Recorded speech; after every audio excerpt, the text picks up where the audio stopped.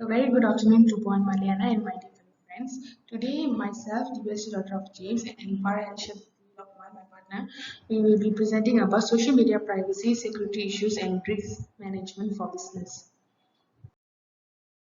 Today we will be presenting about social media privacy and security issues. The first one will be fake requests from spam profiles. It's defined as attempt by hackers to gain more access to personal information about us that we may restrict to friends or connections only. Such engineering starts with our email address, which can be spam mercilessly with may possibly addressed to us. Besides, fake requests for spam profiles are when an online user, typically a bot, sends a request for a service or product that is not legitimate. These requests are often sent in bulk in unsuspected recipients and can be used for malicious activities such as phishing or identity theft.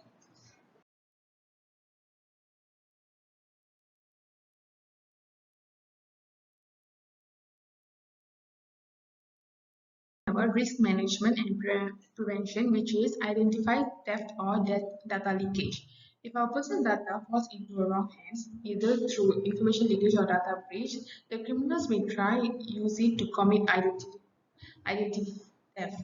In practice, identity theft means that a criminal uses another person's identity, causing harm to the victim. In many cases, identity theft causes financial loss to the victim. The criminals may, for example, try to get various loans or other items on the online store through the stolen personal data. This involves not only identity theft but also fraud. People often notice identity theft when they see that payments spring up in their bank statement or credit card bill whose payee victims does not recognize, or the bills for goods and services that the victim has not ordered. It is therefore advisable to watch one's own account transaction and credit card bills and contracts of one's own bank in case there's anything that is abnormal. The second social media privacy and security issue is phishing. Phishing is a method of identity theft that relies on individuals unwittingly altering personal details or information that can be then used for nefarious purposes. It is often carried out through the creation of fraudulent website, email, or text appearing to represent a legitimate firm. The second risk management and prevention is using two-factor authentication.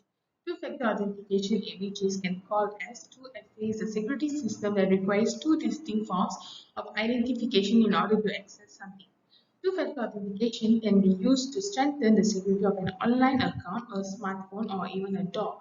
2FA does this requiring by two types of information from the user, which is password or personal identification number, which is PIN.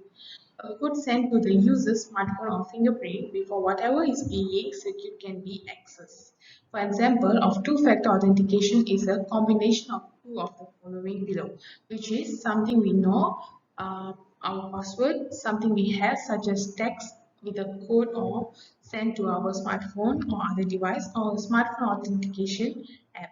The last one will be something we are like biometrics using our fingerprint, face or retina. Assalamualaikum and hello to Puan Mariana and to all of my friends. Hi, my name is Farah Alicia binti Lokman and my register number is 01 DPM20F2009. So today I will be sharing my part of this presentation and which is brand impersonation. So brand impersonation, or called as brand spoofing, is a phishing tactic that involves cyber criminals falsely representing themselves as your organization or one of its employees. So this is typically done to get people, for example, your customers or other users, to believe that they are interacting with your company. And by this way, they will be more willing to share their own personal or sensitive information.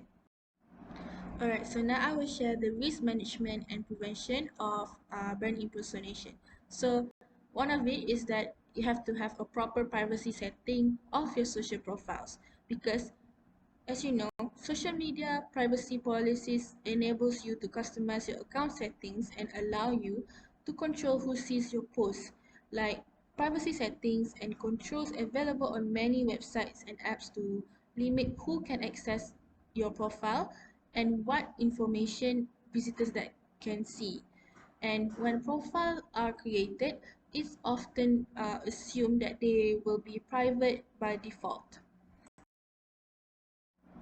Alright, so now I will be sharing about ransomware. So, ransomware is a type of malware from cryptovirology that threatens to publish the victim's personal data or permanently block access to it unless a ransom is paid. And while some of the simple ransomware may lock the system without damaging any files, more advanced malware uses a technique that called cryptoviral extortion. Now I will be sharing the risk management and prevention of ransomware. And first of all is that we have performed frequent audits. Any organization should assume that they can be targeted in a ransomware attack and should develop a comprehensive prevention plan. Like regular audits, both internal and external, can assist in keeping data breaches to a minimum and work to safeguard systems. Like penetration testing, vulnerability assessments, and audit reports give companies significant insight into important areas of potential threat. Also, any vulnerabilities must be quickly corrected. The next one is that we have data backup. So data backup is the best way to protect yourself against ransomware. Like if you have a clean backup of your data with ransomware strikes and are able to prevent ransomware from reaching the backup and encrypting it too, you have a safe and easy way to recover without paying the ransom. Like try to follow the best practices to protect your backup against ransomware, such as maintaining an offline backup or use immutable storage, and also increase backup frequency. The third one is prohibit social media. So social media ransomware attacks are very concerned for businesses that do not block access to social media platforms in the workplace, and it is possible to prevent employees from accessing social media websites using for example WebTitan. Although many businesses prefer to allow employees some time to access the sites, and instead of blocking access to Facebook, businesses can also manage risk by blocking Facebook Messenger. Last but not least is that we have employer awareness. And this is the best course of action is to seek a cybersecurity training company that can implement effective employee training. However, there are also actions you can take regularly to ensure that your employees are well educated on the dangers of ransomware, and try to train your employees regularly on the previously mentioned cybersecurity attacks, and inform them that to never open email attachments unless they ask their supervisors. Also, if they receive a very suspicious message or like email, train them to ask the rest of their staff if they receive the same message. And if not, inform your staff that these emails should be handled by the executives. So that's all from us. Thank you.